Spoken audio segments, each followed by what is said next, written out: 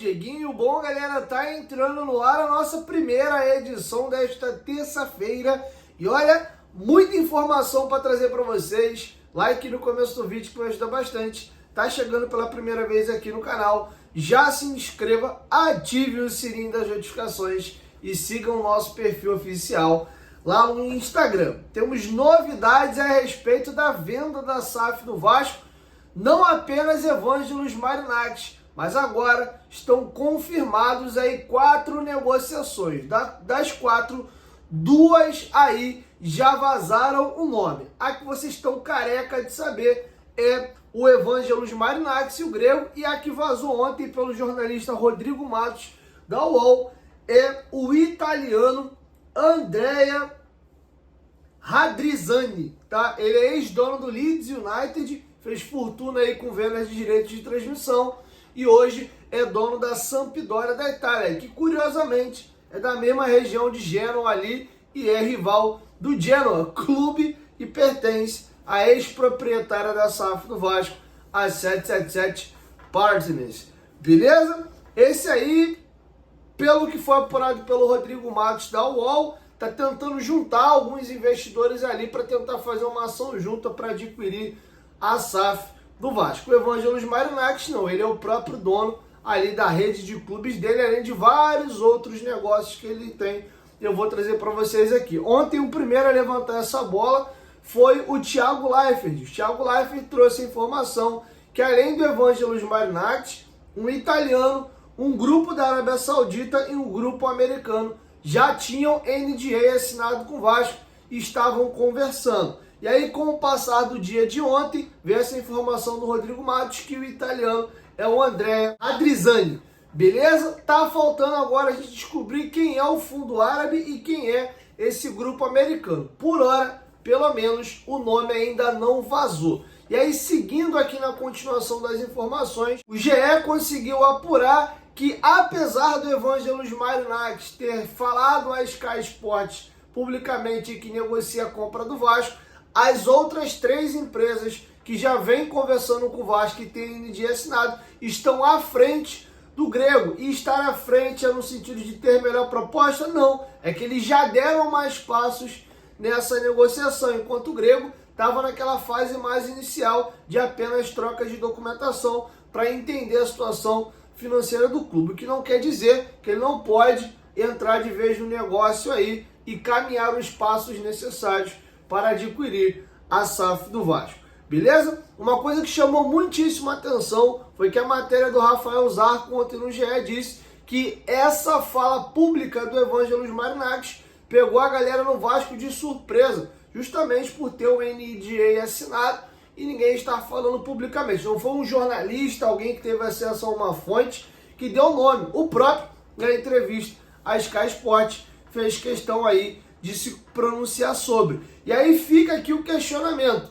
Foi uma estratégia dele ou, na verdade, apenas aconteceu, né? Foi uma coincidência o que ele havia dado uma entrevista à Sky Sports e a empresa está anunciando a entrevista bem próxima agora ao momento que vazou essa situação da SAF do Vasco. E aí a gente fica, né, sem ter como cravar uma coisa nem outra. Se foi estratégia dele para pressionar a diretoria e trazer a torcida para o lado dele, já que a gente vem falando dele aqui há um pouco mais de tempo, o próprio filho dele, o Miltiades Marinakis, vinha movimentando a torcida, é uma situação também. E aí a matéria do GE diz que ele está atrás dos demais, pode ser de uma certa forma uma estratégia para pressionar e trazer a opinião do torcedor vascaíno para com ele.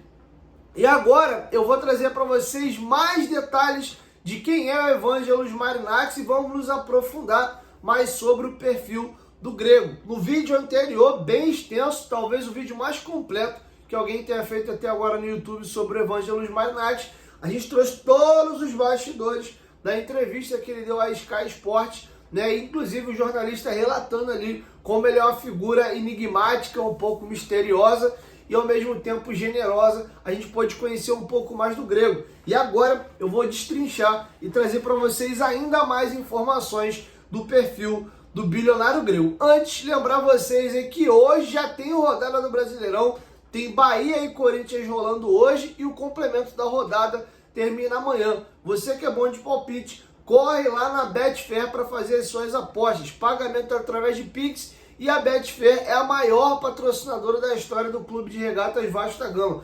Vascaíno, faz as suas apostas na Betfair. Vamos aí privilegiar o parceiro do Vasco da Gama. Você tem as melhores odds do mercado e uma empresa séria aí para você se divertir. Aproveite, você vai sentir saudade. O Brasileirão só volta aí entre março e abril do ano que vem. Vai sobrar para você nessa reta final de ano os campeonatos aí europeus, beleza? Vai fazer o que tá fazendo no jogo do Vasco ou escolhe outro jogo aí. Vai lá na Betfair. Lembrando que tem que ser maior de 18 anos e apostar com responsabilidade. Isso aí não é renda extra, é apenas um entretenimento. Você pode ganhar, mas também pode perder. Betfair, parceiro do canal Futebolaço. O link tá aqui, ó, na descrição do vídeo e no primeiro comentário fixado. Pois bem, quem soltou a braba dessa vez agora foi o GE. Agora o GE fez aí o levantamento próprio deles e trouxe mais detalhes do perfil do Grego, beleza? Então vamos aqui agora reagir à matéria produzida pelo Globoesporte.com. O primeiro item que eles vão aqui trazer é a questão dos negócios marítimos e a influência que o Evangelos Marinakis tem na Grécia. Aspas para a matéria aqui do GE. Evangelos Marinakis, de 57 anos, vive em Pireu e é muito influente na cidade vizinha a Atenas, capital da Grécia. O município comporta o principal porto do país e, por isso, é um local estratégico para os negócios de investidor interessado no Vasco. A fortuna de Marinakis é estimada em mais de 20 bilhões de reais. Ele é dono da Capital Maritime Group, que tem empresas privadas de transporte marítimo e uma participação de 56% na Capital Product Partners. O grego conta com uma frota de mais de 100 navios. No ano passado, ele gastou, anota aí, 690 milhões na compra de um dos maiores navios do mundo. Só esse navio que ele comprou ano passado é praticamente o valor do aporte que a 777 tinha que fazer no Vasco, que era de 700 milhões. Só esse navio que ele comprou custou 690 milhões. O magnata da navegação também é dono do Alter Ego Media, grupo de mídia grego que tem 2 dos maiores jornais do país e o segundo maior canal de televisão. Em 2014, Marinakis conquistou um assento no Conselho Municipal de Pireu. E agora aqui a matéria vai falar sobre a paixão dele por futebol. O empresário herdou do pai não só a fortuna e os negócios marítimos, como também o amor pelo futebol. Miltiades Marinakis comprou uma participação no Olympiacos e levava o filho para acompanhar o dia a dia do clube ainda na década de 70. Miltiades é o nome do pai dele, provavelmente deve ser Miltiades Júnior ou Miltiades Neto, né, o filho dele, que também leva o nome aí do seu falecido pai. O filho dele também se chama Miltiades. Neste ano, o time grego conquistava o título da Europa Conference League em maio. Evangelos levou o troféu ao túmulo do pai. No caso, neste ano agora, ele foi campeão e levou o túmulo do pai o troféu.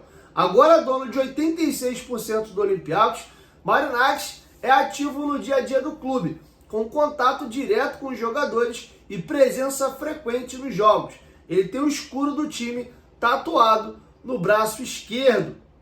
A admiração do grego pelo Nottingham Forest começou quando ele foi estudar na Inglaterra, no início dos anos 80, período em que, segundo ele, o Forest e o Liverpool foram dominantes no país. Em comum, tinham a cor vermelha, a mesma cor do Olympiacos.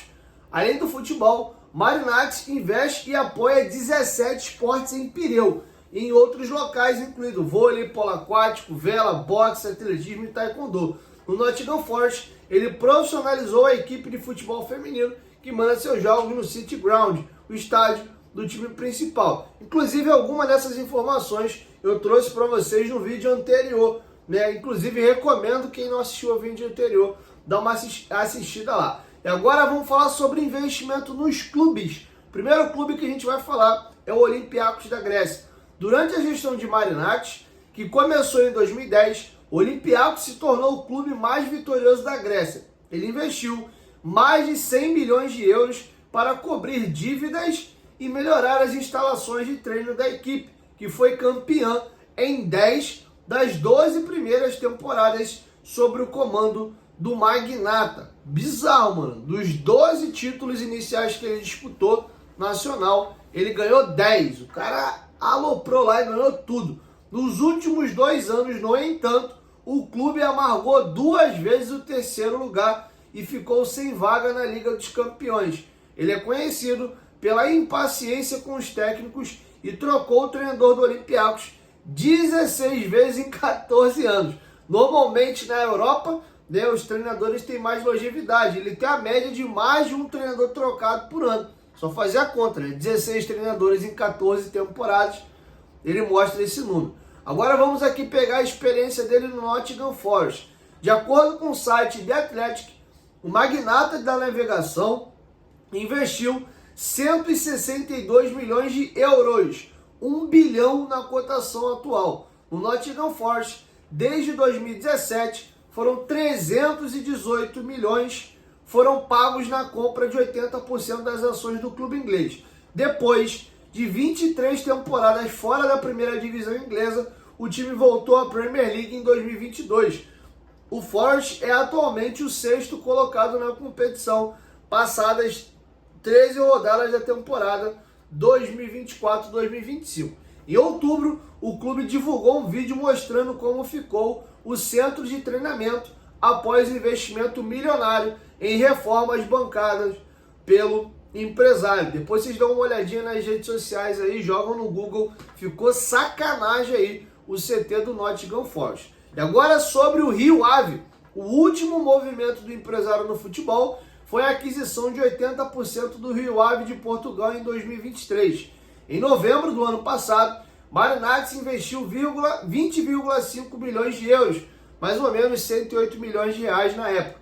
O magnata quer agora expandir suas atividades no futebol e, por isso, contratou o executivo brasileiro Edu Gaspar, que fazia trabalho bem avaliado no Arsenal e acabou seduzido pela proposta do grego. A primeira missão é tentar adquirir um clube no Brasil e o Vasco aparece como uma grande oportunidade. E aqui vai um detalhe: o Edu Gaspar tem um trabalho absurdo à frente do Arsenal, inclusive já foi eleito o melhor diretor esportivo do mundo enquanto trabalhava no Arsenal, fez parte aí da comissão, né, do Tite, né, trabalhando ali como diretor da CBF, nesse período que o Tite esteve à frente da seleção brasileira. Então é um cara respeitadíssimo e com currículo mundial. Ele não deixaria o Arsenal, que é uma das maiores potências do mundo, e da Premier League, que é a principal liga do mundo de futebol, para ir trabalhar com o Evangelos Marinakis à toa.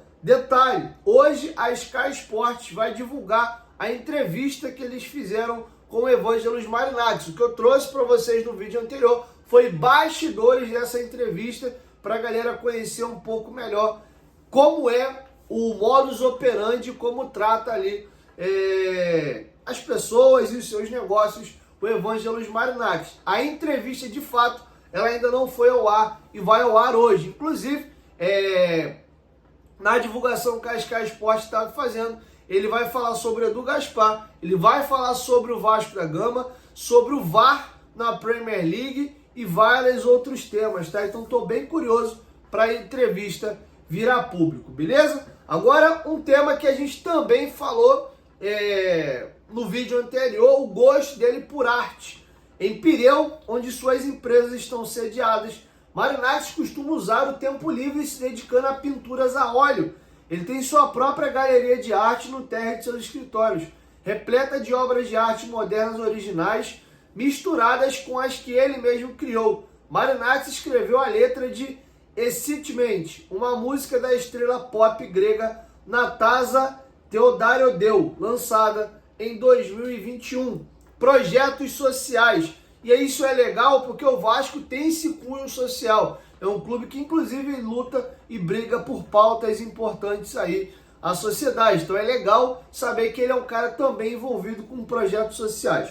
O bilionário é conhecido também por seu envolvimento em causas sociais. Ele comprou equipamentos voltados para o tratamento da Covid durante a pandemia. e costuma apoiar instituições dedicadas ao combate ao câncer, além de outras ações como doação de refeições para refugiados que chegam à Grécia vindos do Oriente Médio e construção de prédios para escolas que sofreram com terremotos. Marinakis tem o hábito de usar seus clubes para estas causas.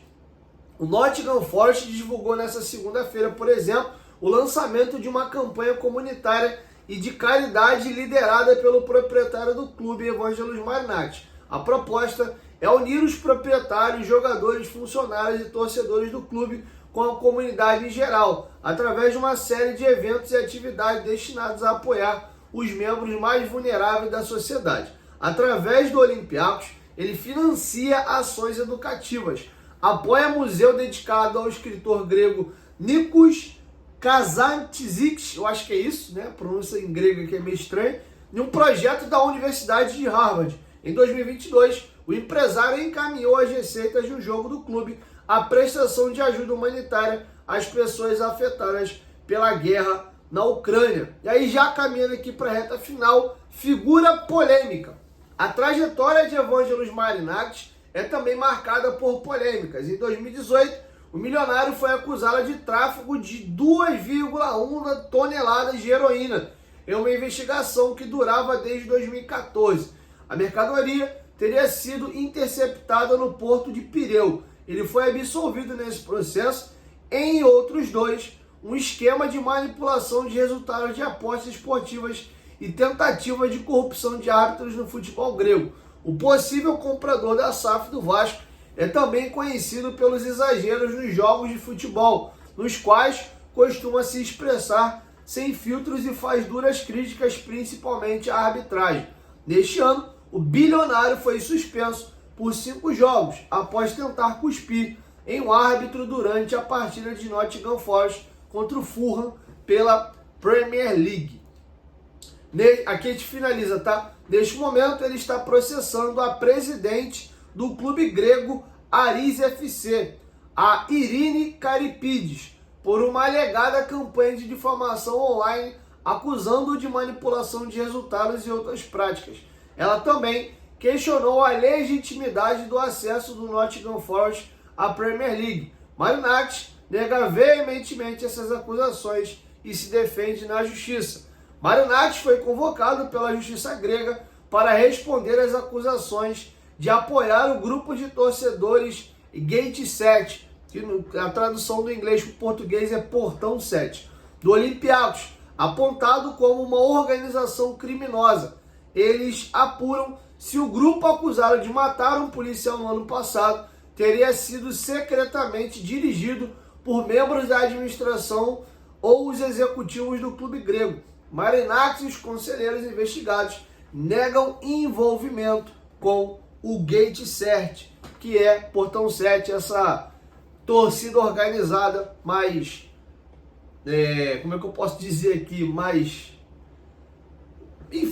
complicada, vamos usar esse termo aqui para usar um termo mais brando, lá do Olympiacos. Então trouxe para vocês muitas informações aqui, algumas informações eu já tinha informado vocês aqui no vídeo anterior que a gente subiu ontem, e outras aqui o GE trouxe como novidade. Então acho que o perfil dele está muito bem traçado. Fico muito preocupado porque com essa questão das acusações que foram absolvidas, que não foram à frente, porque a gente não está falando de uma pessoa comum. Uma coisa sou eu, um réis mortal, uma pessoa com zero influência, né, política, financeira, ser acusada de algo e provar minha inocência. É mais complicado quando um grande bilionário, alguém que tem uma influência absurda dentro de um país, é acusado de algo. Pelo amor de Deus, não estou dizendo que é o caso, mas a gente sabe que em muitos casos, pessoas com essa grana e com essa influência, quando às vezes faz uma besteira, né, rola aquele jeitinho para lá, aquele jeitinho para cá. A gente como brasileiro tá careca de ver isso acontecendo no nosso país, né? Muitas das vezes cadeia para pessoa pobre, muitos ricos aí fazem aí o diabo a quatro e acabam passando muitas das vezes ileso. Então eu confesso que, legal, ele foi absolvido aí dessas acusações, mas será que de fato ele é inocente ou não usou da sua influência dentro do país para poder se safar de algumas questões.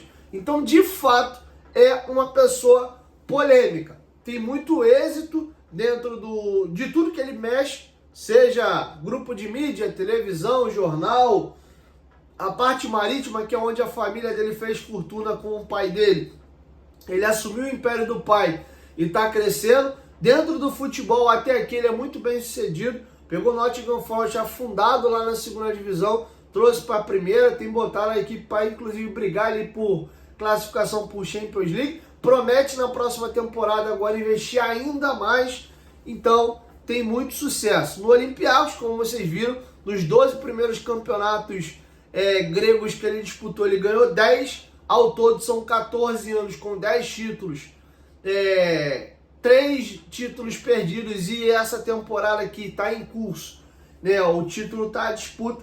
Então é alguém que tem muito êxito até esportivamente até aqui. Mas tem muito dessas questões aí um pouco esquisitas ligadas a ele. Essa acusação aí desses 1,2 bilhão aí, 1,2 toneladas, desculpa, de heroína pega no porto. Lembrando aí que ele mexe com transporte marítimo, com porto.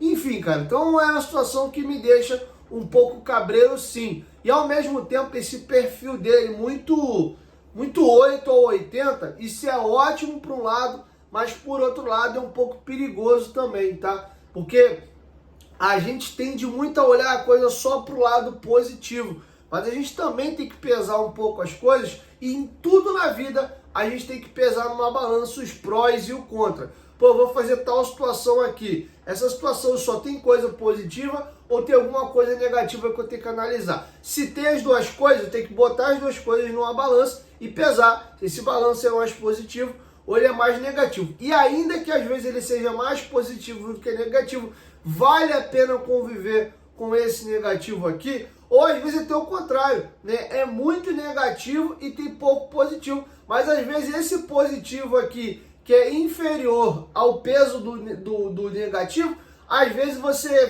tem uma visão de médio e longo prazo e você vai pegar esse potencial aqui de positividade e vai transformar essa balança ao contrário. Você vai conseguir ao longo do tempo transformar essa coisa positiva, que é ao ponto dela ser maior do que a negativa. Então tudo na vida é um tal do depende. Você tem que analisar bem ali. Então confesso que eu fico aqui um pouco pisando em ovo sem entender. E vai aqui um recado também, que eu tô vendo algumas discussões, na minha maneira de ver, até meio boba rolando aí na internet, que é assim, o torcedor tem que parar com isso, tem que parar com essa mania aí de ficar todo empolgado, parar com essas campanhas bobas aí. Cara, quem não pode ter essa postura é a diretoria do Vasco.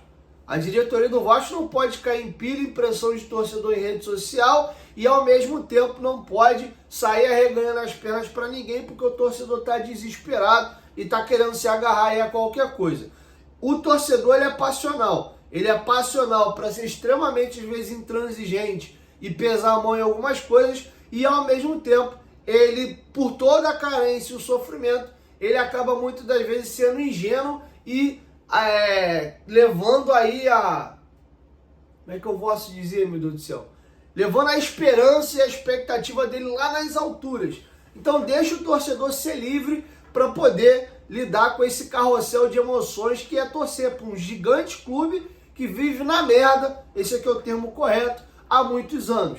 Então não esperem da torcida do Vasco lucidez. Deixa ela aí levar o barco aí como ela bem entender. Quem tem que ser frio e analisar a coisa pela razão e sem emoção é a diretoria. Eu mesmo estou numa postura bem diferente aqui do que naquela da época lá da 777. Eu acho que deu para aprender bastante coisa com aquele episódio anterior. Vai um detalhe, não foi vazado ainda o nome do fundo árabe.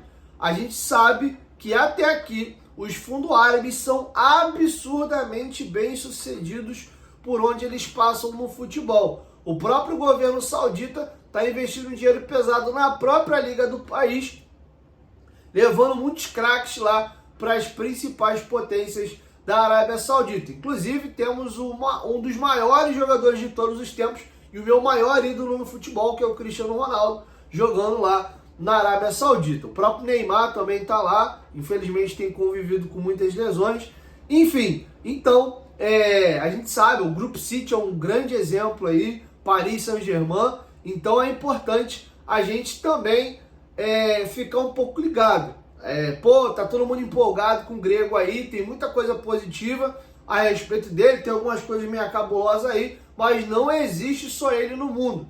Então, acho até que essa informação de que esses outros grupos estão à frente do Evangelos Marinax, porque deram passos mais importantes do que ele, pode ter feito com que ele tenha usado dessa entrevista da Sky Sport para botar uma pressão e dizer, tô aqui, quero, e eu tô curioso para ver quais são os depoimentos e quais são os relatos que ele deu à Sky Sport para dizer do porquê que ele quer tanto adquirir o Vasco. O mais importante dessa história toda, galera, que eu encerro, é que graças ao bom Deus, o Vasco é uma marca absurda que atrai interesse do mundo inteiro. E graças a Deus, para quem estava absurdamente desesperado, nós temos luz no fim do túnel, tá? E o fato de mais de uma empresa, de mais de um grupo estar interessado na aquisição do Vasco, dá ao Vasco o poder de barganha, de escolher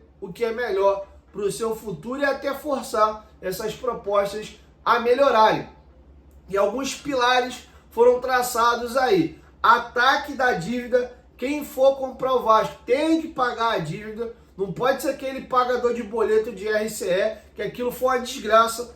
Os juros é absurdo. Tu pega 20% do teu faturamento mensal e vai pagando aquilo. A maior parte desse dinheiro estava indo para o lixo, indo para juros. O Vasco torrou um baita de um dinheiro no RCE, mas a dívida mesmo ali do RCE reduziu pouco. Você tem que chegar com dinheiro na mesa mesmo, credor tal, vem cá. Te devo R$100, quarentão a gente quita essa dívida que tá rolando há 10 anos aí. Beleza? Próximo. E aí vai. Aí tu consegue reduzir legal a dívida e pagar de verdade. Então, é bem importante o Vasco atacar a dívida. Investimento em estrutura, grupo de scout, centro de treinamento, tecnologia. O Vasco não abre mão disso. E pegando o Evangelos Marinax como exemplo, ele dá aula nisso. O Olympiacos tem um puta CT. Eles acabaram de fazer um CT absurdo pro Nottingham Forest. Então acho que eles mesmo entendem como isso é importante. E para finalizar, óbvio, o mais importante, não necessariamente na ordem de mais para menos, é ter um projeto esportivo sólido e buscar coisas grandes. Esses são os pilares aí que a diretoria do Vasco não abre mão. Bom, galera, então é isso. Espero que vocês tenham gostado aí do vídeo. São 4, no momento, 4 grupos brigando aí pela aquisição do Vasco. O grego Evangelos Marinax, o Andrea Rigazzoni, italiano dono da Sampdoria, um grupo americano que não vazou ainda o nome e um grupo aí da Arábia Saudita. Tô até puxando nas minhas parabólicas aqui, talvez o grupo americano seja o grupo lá do LeBron James, que é dono do Liverpool, porque o nome dele já foi ligado ao Vasco um tempo atrás. Me fugiu o nome do grupo agora, não tô dizendo que isso aqui é informação não, tá? Tô só chutando aqui e tentando pensar em algum grupo que faça sentido. O nome dele já foi ligado ao Vasco, sei lá, 3, 4 meses atrás. Então não me seria nenhuma surpresa, tá bom? Então, mas estou curioso mesmo para saber quem é esse grupo árabe aí, que, vou ser bem sincero, é mais uma bola de conforto, uma zona de conforto para o Diego. A galera acho que se encantou com o perfil do grego, né? E tem muita coisa de brincadeira em rede social na direção dele. Já acho que ele virou uma figura com a caricatura legal, né? Ele tem um quê de Eurico Miranda que traz as boas lembranças para uns torcedores, outras péssimas para outros, e a galera gosta dessa personificação, né? De uma pessoa. Isso é bom e é ruim ao mesmo tempo. Mas confesso que eu queria saber quem é o grupo árabe e ver com carinho, porque eles têm reconhecidamente aí bons trabalhos feitos ao redor do mundo, e o projeto deles, na maioria das vezes, é sport washing, é usar o futebol para lavar a imagem do país ali e trazer o holofote para a Arábia Saudita. Então, para que isso aconteça, você tem que ter timaços aí, fazer barulho para você limpando a tua imagem e gerar essa imagem positiva. Logo, é natural que eles venham para ser campeões, né, e montar times de ponta, porque não faz sentido ter um clube no Brasil até porque o maior interesse desses grupos é a questão da imagem, do que propriamente ter lucro e dinheiro com as operações aí do futebol. E isso pra gente pode ser muitíssimo interessante. Beleza? Então é isso, quero te ouvir. Deixe a sua opinião aqui embaixo nos comentários sobre tudo que a gente trouxe aqui no canal. Só um comentário final, galera. Eu vejo às vezes algumas disputas no comentário. Ah, fulano de tal já falou, ciclano de tal já falou. Galera, eu não estou preocupado aqui em postar notícia primeiro, em segundo, em terceiro. Eu tenho muita tranquilidade e graças a Deus eu construí uma audiência, construí uma credibilidade ao longo desses 5 anos e meio e eu trago informações aqui no canal só depois de eu checar e isso aqui é sério, vou trazer no canal. Não vou sair chutando. Tem muita coisa que está saindo no noticiário aí que, por exemplo, vocês nem viram aqui no canal. Eu quero incutir na cabeça de vocês e espero que o canal gere essa credibilidade para vocês até chegarem, pô, agora eu acredito, saiu no canal do Dieguinho. Beleza? Então é isso, vocês podem ver que pode dar uma checada, uma escarafunchada no canal de cima para baixo. Não estou dizendo que nunca vai acontecer, mas você não vê barrigada aqui no canal, a gente checa bastante aqui, sempre dou as fontes, quando eu tenho uma informação apurada por mim, ó, isso aqui é informação minha, eu que apurei, tá aqui. Quando não, eu venho, ó, informação da fonte tal, dou o crédito aqui e aí vem o opino por cima, tá? Então é isso que eu queria trazer para vocês, beleza? Nessa era aí de bagunça, de rede social, de chute para tudo quanto é lado em troca de engajamento, eu prefiro focar na credibilidade, que é o que vai me sustentar ao longo de toda a minha carreira, beleza? Um beijo no coração de vocês, espero que vocês tenham gostado do conteúdo. 1, 2, 3, futebolaço, tamo junto família e logo mais eu volto com a segunda edição. Valeu, fui!